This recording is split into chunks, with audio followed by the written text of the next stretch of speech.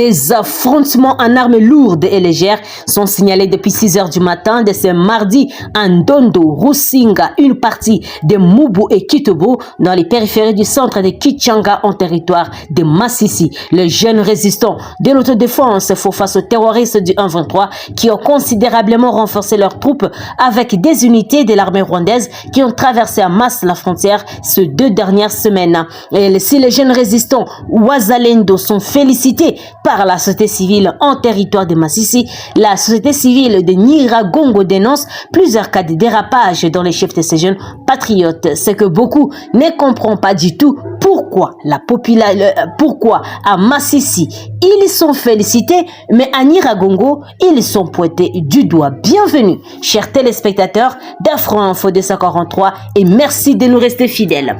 Au moins une personne a été tuée et 2 autres blessés lors des affrontements entre les patriotes Wazalendo et les terroristes du 1-23 au quartier Ramblay. Et selon des sources locales, ce civil a été tué par une balle perdue des PKM lors des affrontements qui s'étaient rapprochés de Kichanga. Et vers 9 h, l'attaque de Wazalendo semblait être repoussée car les tirs se faisaient entendre vers Mweso à au moins 4 km de Kichanga centre. Tout ce matin de mardi 21 novembre, les groupes d'autodéfense dites Wazalendo ont attaqué les positions des terroristes du 1-23 sur 2 axes, dont l'axe Kichanga-Mweso et Kitobo en chefferie de Bachali en territoire de Massissi. Et ces attaques ont visé simultanément la colline de Rushinga vers Karton et celle de Kitobo près de Kinyumba.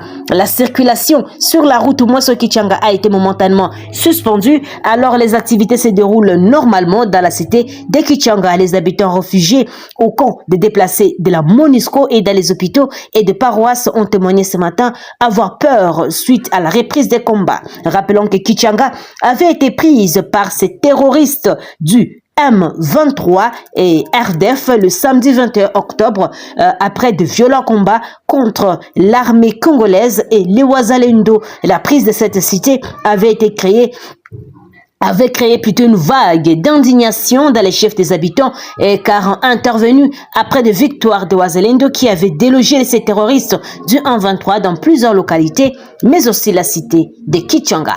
Une personne a été blessée par balle à Mweso dans la chefferie de Bachali dans la nuit du lundi à ce mardi 21 novembre. Selon nos sources recoupées, il s'agit de M. Mukombozi, enseignant de son état, qui a été surpris par ce bourreau qui lui ont tiré dessus. L'insécurité demeure depuis un certain temps monnaie courante. La multiplicité de forces se déclarant patriotes. Ces mêmes sources ajoutent que c'est par grâce que la personne ciblée et grièvement blessée a eu la vie sauve pour l'instant. La victime poursuit des soins appropriés à l'hôpital général de référence de Mweso et en attendant d'autres injonctions médicales. Le chef de la localité de Mweso, contacté à ce sujet, nous a promis de revenir vers nous sans donner plus de détails. La situation est relativement calme à midi sur la ligne de front. Un des combats enregistrés chez Kabuno, Kamugando entre l'armée congolaise et les terroristes du 1-23, pillage de vaches de jouets au niveau des petits Massissi, mais des combats signalés tout le matin à Mihanga et Machango Tundra et aussi un calme précaire sur l'axe Kichanga-Mweso après des combats entre le résistant et les terroristes du 1-23. Les attaques de Wazalendo sur cet axe auraient été repoussées selon des sources concordantes. Note Kivu Morning Post. Autre nouvelle, toujours dans cette édition, la chef de la mission d'observation électorale de l'Union européenne, Malin Bjork, a échangé ce lundi avec le président de la Commission électorale nationale indépendante CENI, Denis Kadima. Les échanges entre les 2 personnalités ont tourné autour du lancement officiel de la mission d'observation électorale de l'Union européenne. Malin en a profité pour faire part au président Denis Kadima du déploiement d'au moins 100 observateurs électoraux dans toutes les provinces de la République démocratique du Congo. Il a dit, je cite, « Nous sommes une équipe de 13 experts, 42 observateurs et observatrices de longue durée qui vont être déployés dans les prochains jours et nous aurons au moment des élections 12 observateurs et observatrices de courte durée et une délégation composée de 6 députés du Parlement européen, a indiqué Malin, qui est également députée européenne. et aussi d'enchaîner. Pour le déploiement, il y aura 42 observateurs de longue durée et qui seront déployés dans toutes les régions.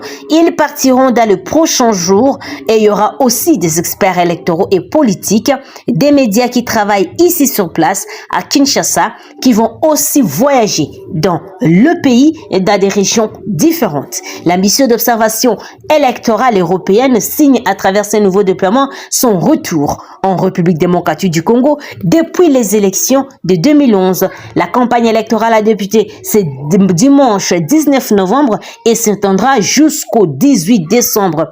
Les élections générales, elles, dont la présidentielle, sont prévues le 20 décembre de cette année. Note info.cd. Autre nouvelle, toujours dans cette édition, au total, 3 présumés bandits arrêtés par la police nationale congolaise, PNC, ont été présentés ce lundi 20 novembre de l'année 2023 à la presse en ville de Beni, dans la province du Nord Kivu.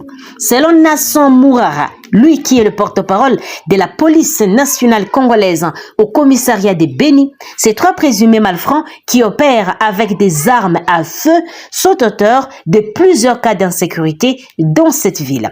Il a dit, je cite, « Ces bandits qui opèrent avec des armes à feu sont auteurs de plusieurs cas de vol et autres cas d'insécurité dans la ville de Beni, dans la province du Nord Kivu. Ces bandits font souvent des irruptions dans différentes maisons d'habitation. Le cas le plus récent, c'est celui enregistré la nuit du 7 au 8 novembre dans les quartiers Mambango, où ils ont été arrêtés par nos services. L'un de ces bandits se faisait passer pour un motard, a-t-il expliqué. En croire M. Nasson Mourara, lui qui est le porte-parole de la police nationale congolaise au commissariat de Beni, ces individus seront mis à la disposition des autorités judiciaires pour instruction de leur dossier. Et il a invité ainsi les habitants de Beni à la collaboration avec les services de sécurité en dénonçant le mouvement suspect aux forces armées de la République démocratique du Congo, mais aussi à la police nationale congolaise pour une intervention urgente et aussi permettre à ce que ces malfrats puissent être arrêtés et transférés devant la justice pour répondre de leurs actes. Demandons à ce que la population puisse être aux côtés de leurs services de sécurité pour que la paix revienne dans nos entités et que la population puisse vaquer librement à ses occupations et permettre aussi à ce que les services de sécurité puissent jouer de leurs devoirs régaliens. Ces informations est notée par actu30.cd. Merci chers téléspectateurs de nous avoir suivis du début jusqu'à la fin. N'oubliez pas de vous abonner, d'activer la petite cloche de notification pour recevoir nos informations à temps réel. Vous êtes nos patrons et sachez que nous vous portons dans nos cœurs. Vos remarques, vos suggestions sont les bienvenues pour nous permettre à vous donner le meilleur de nous-mêmes. Je suis Santi Chesenga dans la province de l'Ituri pour Afro Info 243. Au revoir.